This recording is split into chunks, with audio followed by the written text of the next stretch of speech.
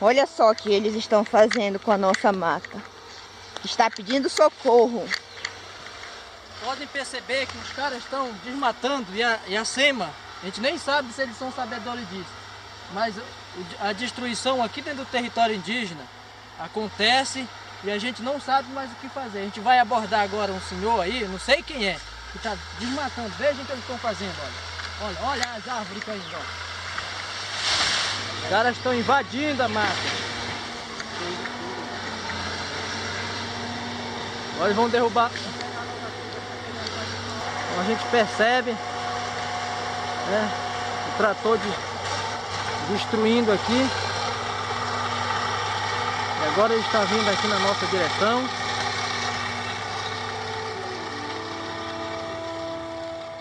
De todo lado tem plantio de soja. Todo lado tem plantio de soja. Eles falam que nós somos índio falso. É uma agressão, uma intimidação, sabe?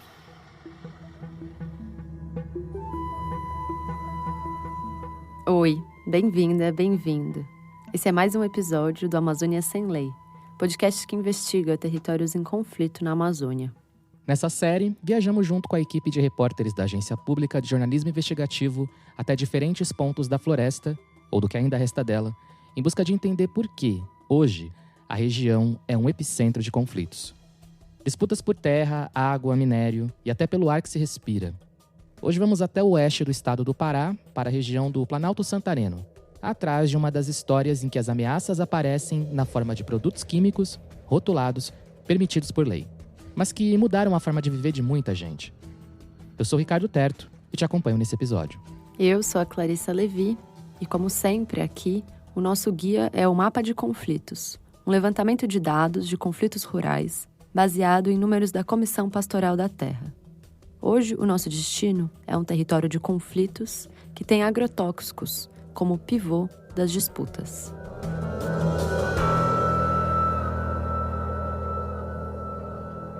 Já vamos começar, mas antes, um recado. Abre aí o seu tocador de podcast e aperta em seguir se você ainda não fez isso, porque aí você é avisado toda vez que a gente tem novos episódios. E se por acaso você estiver nos ouvindo no Spotify ou na Apple, tira aí uns segundinhos para dar 5 estrelas pro programa. Isso ajuda a levar o Amazônia mais longe. Daqui fica o nosso muito obrigada. Bom, recado dado, pedido feito, estrelas dadas, bora pro Pará. Episódio 5. Tem veneno no conflito.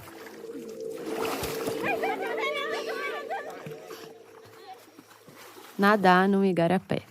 Se refrescar num braço sinuoso de rio amazônico, seja de água verde escura ou às vezes mais para cor de ferrugem, bem estreito ou um tantinho mais largo, esses cursos d'água bem amazônicos geralmente têm uma coisa em comum: águas frias, refrescantes mesmo. Pois então, acalmar a quentura do dia no igarapé faz parte da rotina de muita gente que vive na porção mais ao norte do país. Faz parte da rotina há muito tempo. É algo assim, meio trivial, meio normal. Depois da escola, a criançada que passa a tarde no igarapé. Ou no domingo, tomar uma cerveja com calma, ouvindo uma música, em alguma lanchonete, na beira do igarapé. Coisa que fazia parte, por exemplo, da vida das pessoas que moram no Planalto Santareno. Uma região ali no oeste do estado do Pará, perto de Santarém, bem plana, ampla. Um planaltão.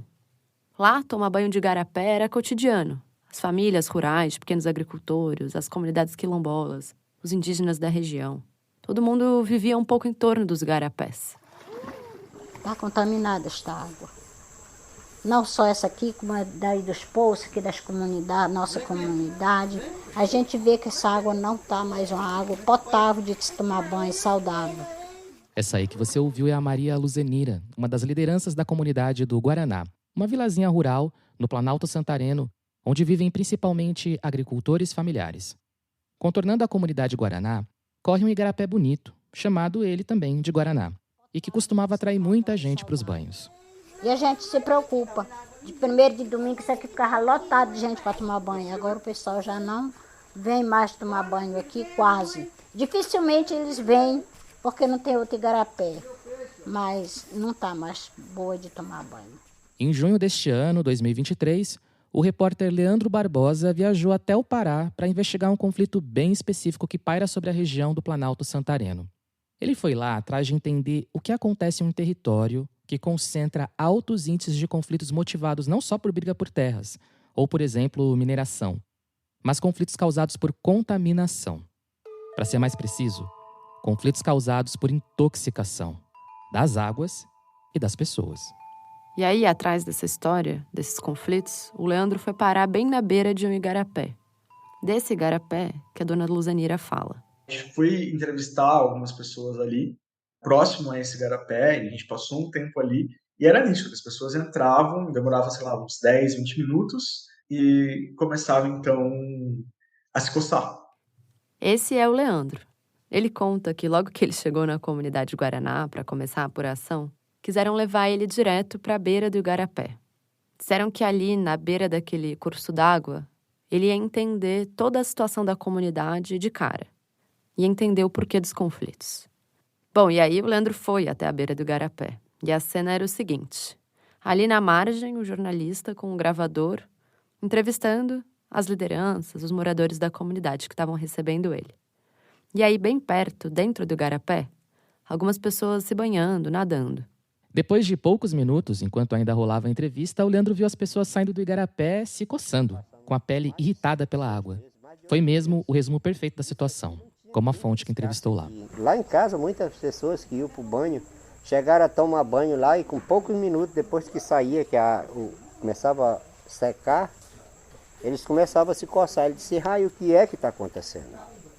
Eu digo, cara, eu não aconselho mais ninguém banhar porque isso aqui não está de acordo com o que era para ser. Esse é o Raimundo Batista, outra liderança comunitária da região, que conversou com o Leandro. Ele contou que anos atrás montou um balneário em seu terreno, na beira do igarapé. Ele montou um pequeno restaurante e lanchonete para servir o pessoal que vinha passar o dia no rio. Fez toda uma estrutura. Mas aí, ele teve que fechar. E aí, quem fica no prejuízo? Eu, pelo menos, fiquei no prejuízo, porque fechei meu banho, vai fazer 2 anos agora em outubro, fazer 2 anos fechado. E eu acredito que, na minha opinião, é agrotóxico que é lançado na plantação e a chuva pega e joga tudo para dentro do igarapé.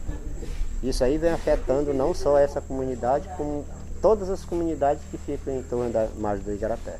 Agrotóxico. O seu Raimundo aponta que o problema da contaminação dos igarapés, a intoxicação das águas, seriam os resíduos químicos usados nos cultivos agrícolas. Mas não é só o seu Raimundo que fala em agrotóxico lá quando reclama da água ou da vida. Então tudo vem acarretado do agrotóxico que vai para dentro dos igarapé. As cabeceiras do igarapé estão tudo contaminadas já. É isso, então eu tenho essa mancha aí no corpo aí, agora que tá sarando. Então vem do banho que eu tomei lá no igarapé. Mas tudo é do agrotóxico mesmo. Coça, arde e queima.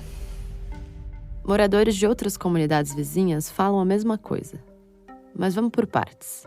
O que acontece é que nos últimos 20 anos a paisagem que cerca essas comunidades rurais do Planalto Santareno mudou muito. As planícies que antes eram cobertas de floresta foram sendo transformadas em grandes plantações. A lavoura de monocultivo chegou forte e hoje toma conta do Planalto. No entorno das casas dos agricultores só sobram uns nacos de floresta aqui e ali, às vezes na beira de um igarapé. O que impera mesmo, agora, é a soja. Além da soja, também tem milho e tudo mais, mas a região que a gente esteve, o grande boom é a soja.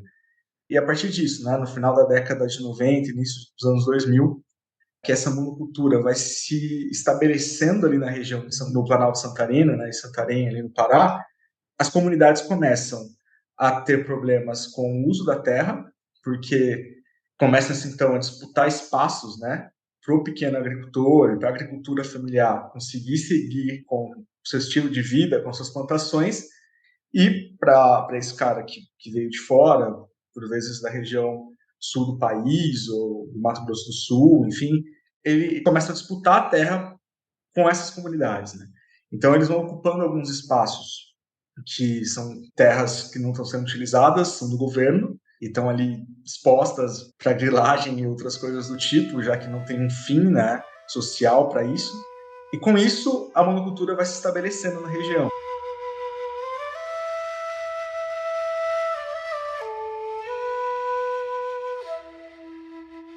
Acontece que, junto com qualquer monocultura tradicional, vem de brinde um coquetel de agrotóxicos, pulverizado nos brotos, nas folhas, escorrendo pela terra, carregado pelas águas das chuvas que lavam o solo e dispersado no ar.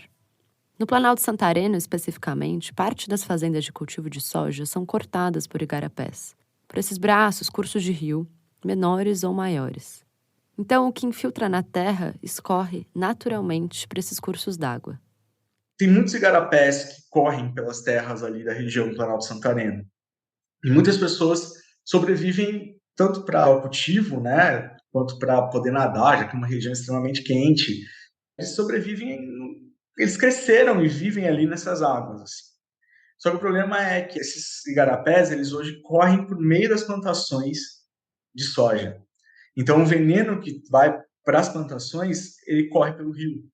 E é esse veneno que a comunidade tem denunciado. Na comunidade Guaraná, onde o Leandro esteve, onde quase não dá mais para nadar, aliás, até dá, né, mas sai com a pele coçando, a mudança nas águas é uma das partes visíveis do que mudou na região. Uma mudança que até dá para sentir literalmente na pele. Mas é só uma parte. Para a gente ter aqui agora um olhar mais amplo, seguinte. Desde que a fronteira foi aberta para o plantio de soja na região, no final da década de 1990, a paisagem de maneira geral mudou muito. 24 mil hectares de floresta amazônica foram transformados em monocultura, segundo dados do MAP Biomas, que mapeia as mudanças do uso da terra no Brasil.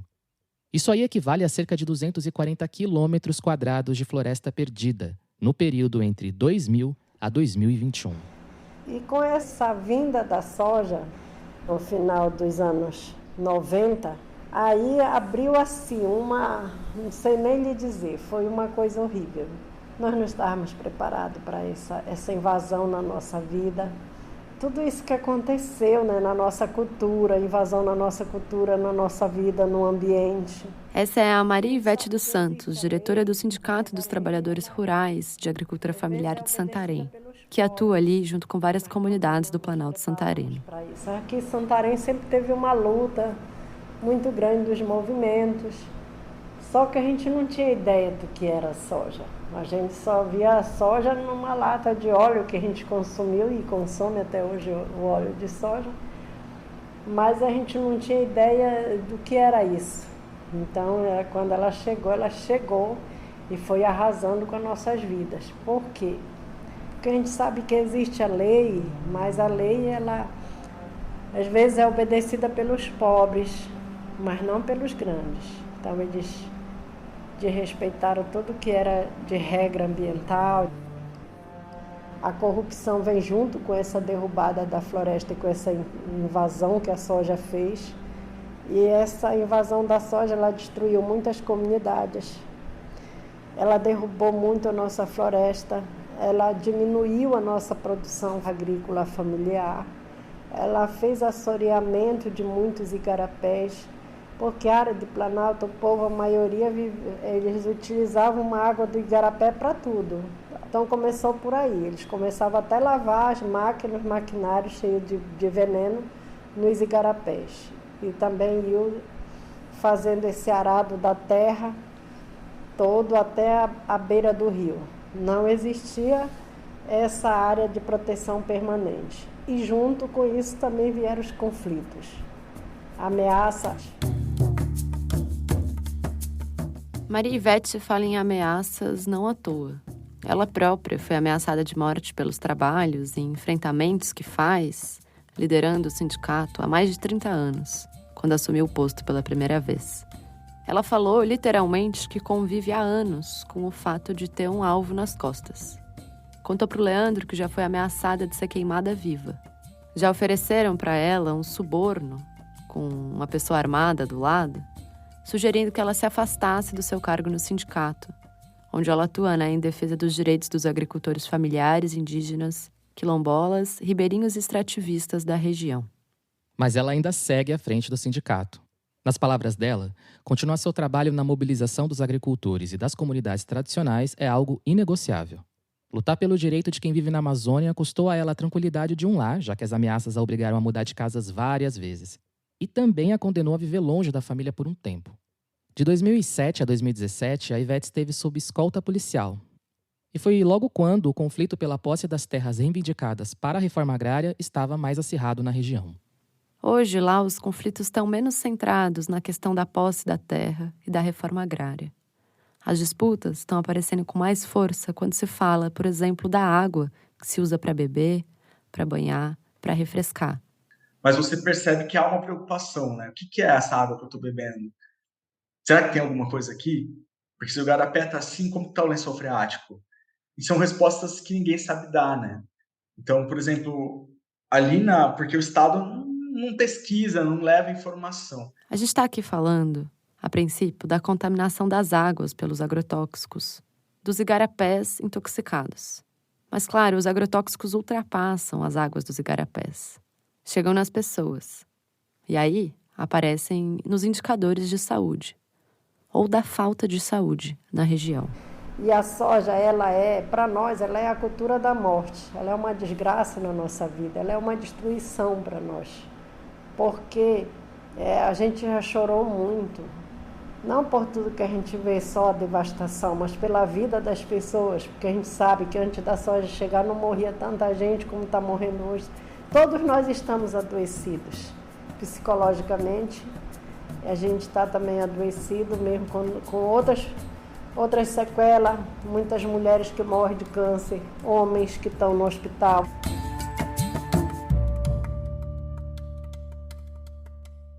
Lá em Santarém, o Leandro foi atrás de quem pudesse trazer dados sobre o cenário de saúde ou de adoecimento, como a Ivete fala, da região. Meu nome é Anelise Rosenthal Figueiredo, tenho 40 anos, eu sou bióloga de formação e tenho doutorado na área de saúde pública, recém-concluído pela Fiocruz, no Rio de Janeiro. O meu doutorado foi estudando o impacto do agronegócio de soja e milho na vida das pessoas de Belterra, que é um município próximo aqui de Santarém, cerca de 40 quilômetros. Na tese, Anelise não fez análises biológicas de laboratório, mas produziu um levantamento de dados de vigilância em saúde relacionado à intoxicação por agrotóxicos.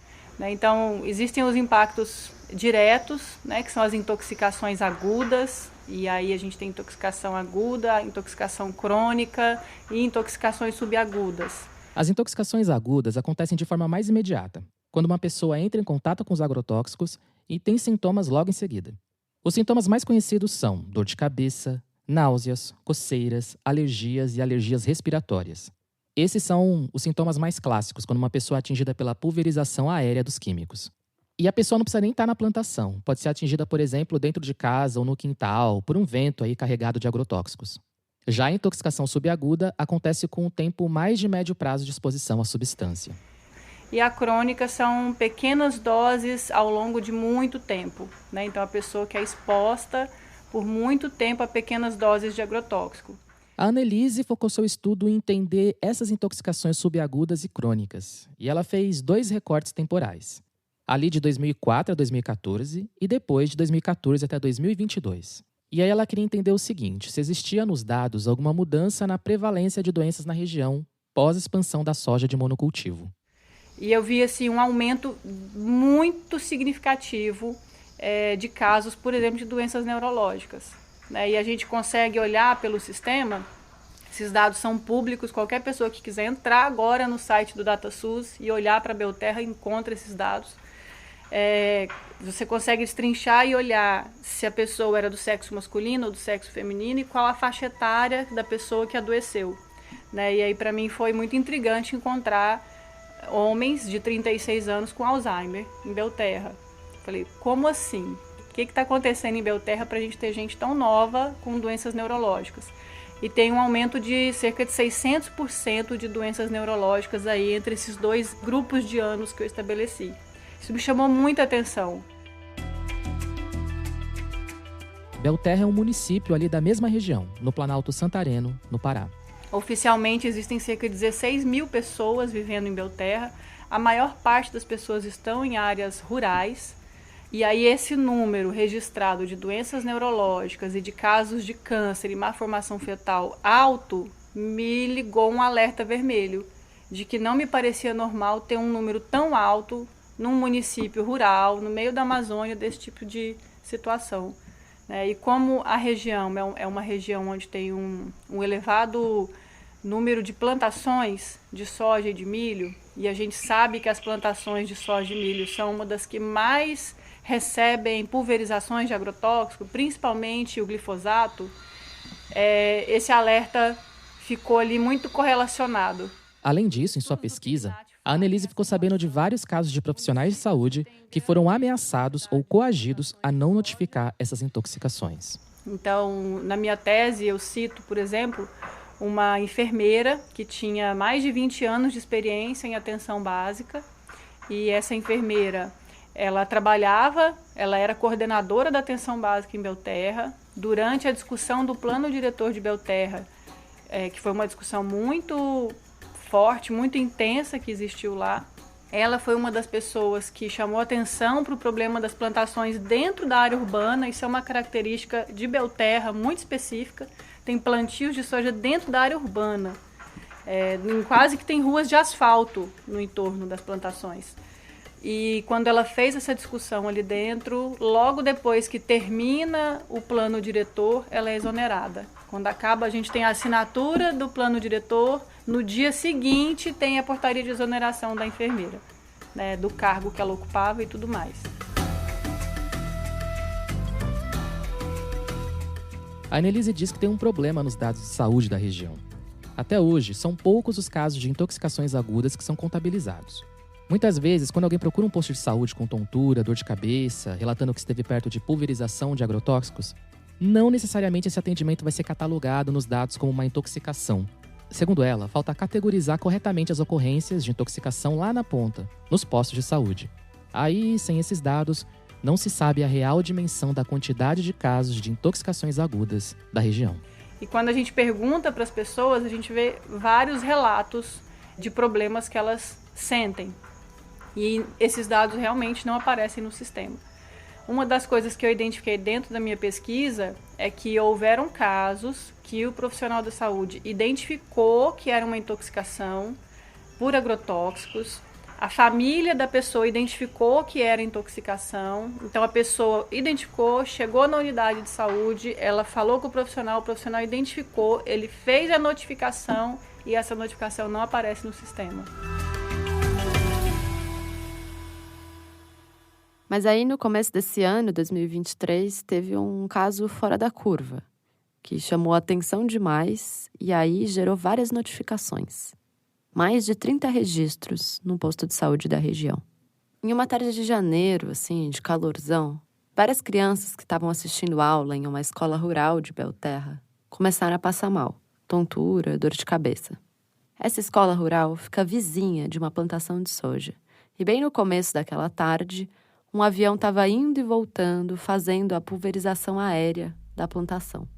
A nuvem de agrotóxico lançada na soja chegou na escola, dentro da sala de aula. E aí, os alunos e também professores começaram a passar mal. Agora imagina só, dentro da escola, mais de 30 alunos tiveram sintomas de intoxicação e foram buscar atendimento no posto de saúde. E aí o caso foi parar nas autoridades. Depois de uma fiscalização na fazenda vizinha, o IBAMA lavrou uma multa de R$1 milhão em nome do produtor. Também determinou a suspensão do uso de agrotóxicos na propriedade até que fosse providenciada uma barreira de vegetação entre a escola e a área de plantio. Isso para garantir a segurança não só dos alunos e profissionais que trabalham na instituição, mas também dos moradores ao redor. Mas a real é que esse foi um dos casos. Um que gerou responsabilização. Mas no Planalto Santareno, sentir tontura, enjoo, ou só perceber que o ar está assim mais carregado, intoxicado, igual os igarapés, virou habitual. É coisa muito frequente no relato das pessoas. A 80 metros aqui do lado tem um plantio de soja, né? A gente coloca aquele veneno fedorento, aquele agrotóxico fedorento, que a gente que não é acostumado, não sabe, não trabalha com isso, com veneno, não sabe nem que veneno é. Aí a mulher passa mal lá em casa, sofre dor de cabeça, né? E a gente fica respirando aqui, que o vento leva. Diz que leva 500 metros, 1000 metros, vai levando aí, sabe? Aí vai atingindo as plantas e vai atingindo o ser humano que somos nós, né? Esse é Paulo Bezerra, indígena que vive no autodeclarado território Munduruku, no Planalto Santareno. Lá, parte das casas dos indígenas estão do lado, só separadas da soja por uma cerquinha de arame farpado, grudados mesmo. É uma região, inclusive, onde os indígenas convivem com esses sojicultores no dia a dia. Então, você vai ver a casa do sojicultor é vizinha à casa do indígena. Se repetem da mesma maneira, né? Porque são os mesmos impactos para a saúde. A soja é uma praga para nós. Então, a soja ela acaba destruindo, né, a nossa convivência. Eles ficam ameaçando a gente, principalmente porque eles sabem que é nós que faz a denúncia sobre o desmatamento. Isso ocorre tanto com os sojeiros quanto os fazendeiros daqui.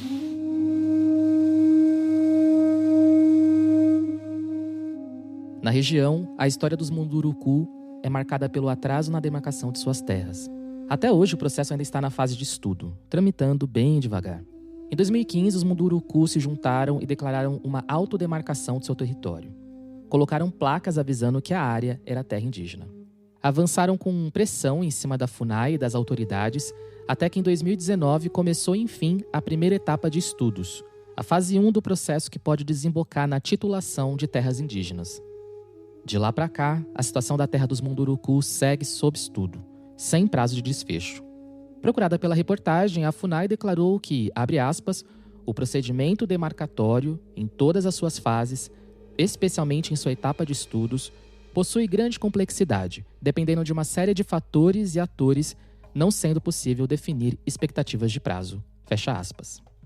Mas, independente do que corre sobre a posse da terra nos arquivos da FUNAI ou dos cartórios de imóveis da região, na dimensão concreta, parte do território original dos Munduruku no Planalto está tomada pela monocultura. O território está totalmente degradado. Não existe floresta, né? Existe plantação de soja. Então, assim, nas poucas partes que são preservadas, são as partes onde eles se concentram. Mas essa região onde eles se concentram não tem floresta o suficiente para caça, para buscar o remédio, né, para buscar, né, as ervas e fazer o remédio tradicional, para se ter, enfim, disponível o que a natureza tem a oferecer para eles, assim.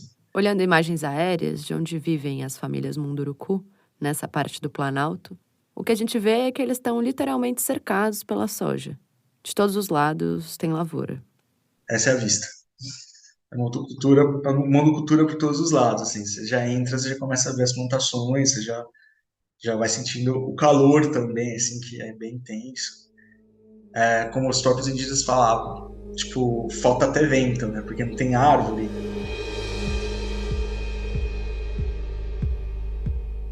Há 4 anos atrás, uma outra equipe de repórteres da Pública esteve no Planalto Santareno.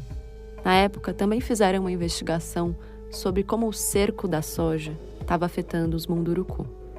Agora, em 2023, o Leandro voltou lá e percorreu mais uma vez as vicinais, as estradinhas, lavadas de soja dos 2 lados, até as casas onde vivem as lideranças Munduruku. Qual a sua recordação quando tudo era floresta? Poxa, era tão bom, a gente era tão feliz, né? Muito feliz. Ia pro mato, eu lembro que a minha família, meus pais, eles viviam assim da caça, da pesca. Iam no mato, fazia aquela varrida, que a gente chama de varrida, né? À noite caçava, então caçava de dia para se alimentar, para comer. Tinha o igarapé, né? Que no caso é a nascente. A gente ia pro igarapé, tomava banho. E hoje, nem isso a gente não faz mais, porque a água, quando você vai tomar banho, nem igarapé não existe mais. Essa é a voz de uma moça indígena que topou falar com a nossa equipe, mas sem se identificar. Ela diz que muitas vezes precisa sair de casa para não ter que entrar em contato com o veneno dos agrotóxicos usado no plantio de soja vizinho. E eu saí da minha casa, deixei tudo trancado. É algo que a gente fica triste, né? Dizer, poxa, até quando será que a gente vai viver assim? Até quando você vai sair de dentro do que é seu, dentro da sua casa, dentro do seu... algo que é seu, né? Que é nosso. Estão levando a nossa espiritualidade junto. Porque a gente sabe que na mata tem um pé de toari que a flor serve para caça comer, né? Estão derrubando as plantas medicinais né? Então o nosso espírito também vai enfraquecendo. Quando estava lá no território dos Munduruku, o Leandro também foi atrás de tentar conversar com os vizinhos, os sojeiros, que têm propriedades ali perto. Foi até a casa de um deles tentar uma entrevista. Opa, tudo bom? Sabe dizer se o Wildo se encontra? Boa tarde. Você pode chamar ele, por favor? Isso era ali, quando o Leandro chegou na fazenda do produtor Hildo Valentim Borsatti. O senhor trabalha há quanto tempo com soja aqui na região? Já faz uns 15 anos. E claro, né? Perguntou sobre os agrotóxicos. Como que é os limites que vocês estabelecem em relação a isso? Assim, a gente trabalha dentro da tudo que o Ministério da Agricultura e do Meio Ambiente pede, né? O agrotóxico é tudo liberado pelo Ministério da Agricultura, essas coisas só usa os produtos que é liberado. Então a gente trabalha tudo dentro da norma, certinho, né? Então nós trabalhamos todo assim, certinho, né? Porque já nós tivemos muita denúncia, os caras até veio o pessoal ali, até do Ministério Público, daí veio até a Polícia Federal, vieram fazer uma vistoria toda aqui, né? Mas o que chama a atenção, que eu acho que vale a pena a gente olhar aqui, é menos o que o produtor fala sobre os agrotóxicos e mais o que ele disse em relação aos indígenas que reivindicam demarcação de terras vizinho às dele. Aqui eles criaram esse negócio indígena aí há pouco tempo, aqui, né, que eles fizeram aquela vez do PT, né, que eles se declararam auto-indígena, né, para ver que o pessoal aqui é tudo cearense, não tem quase nada de índio, né. E quando nós compramos essas áreas aqui, faz muitos anos, aqui nós temos título de escritura desde 1970.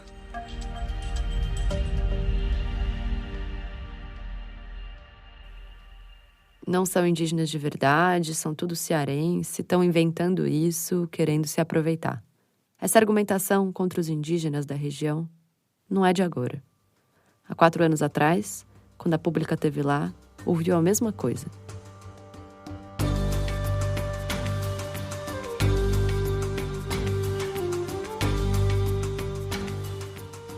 As pessoas de fora, elas tentam intimidar a gente, ameaçando e dizendo que nós não somos índios, somos falsos índios.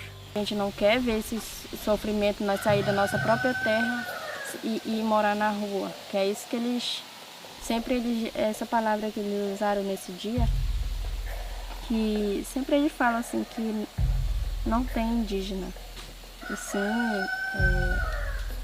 cearense. Eles falam que nós somos índios falsos porque é uma agressão, uma intimidação, sabe? Nós somos um povo que acreditamos, né? Acreditamos que nós, indígenas, né, autorreconhecidos, sabemos quem nós somos, né? Temos essa consciência e de que vamos lutar pelo nosso direito e que o povo, antes de julgar alguém, possa conhecer a história desse povo. E enquanto isso, nas terras do Planalto Santareno, o veneno e os conflitos seguem no ar. Qual é a sua expectativa de futuro aqui? O que você pensa para o futuro? O que você pensa que vai acontecer? O que você espera que aconteça? Eu espero que vai chegar um determinado tempo que vai ter uma lei e dizer, olha, você não pode jogar veneno de tantos metros ou tantas áreas, você tem que deixar isso aqui para um reflorestamento. Esse é meu sonho, né?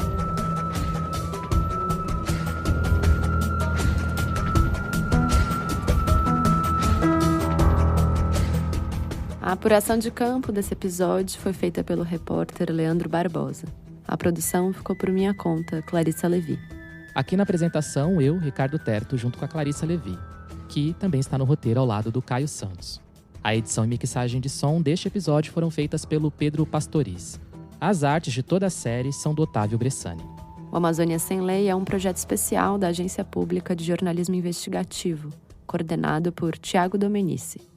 Semana que vem, estamos de volta com uma nova investigação feita em campo. Até lá!